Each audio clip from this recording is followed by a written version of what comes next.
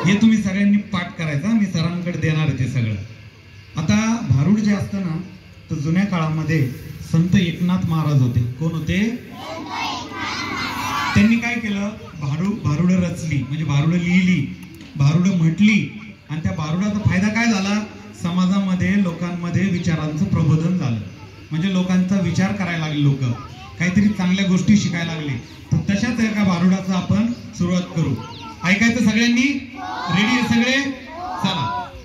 या संविधानानं किती बरं केलं ग बया, तुम्ही नंतर म्हणा, आता नका म्हणा।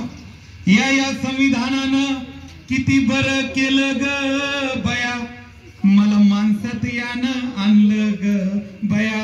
तुम्ही हे म्हणायचं, मला माणसात यानं आणलं ग बया। या संविधानानं आपल्याला माणसात आणलेलं आहे। या संविधानानं किती बरं केलं ग बया, मला माणसात यानं आणलं ग बया। म्हणा, कुणी आणलं माणसात? संविधान। आता मी पहिली ओळ म्हणलं की दुसरी तुम्ही लगेच म्हणायची।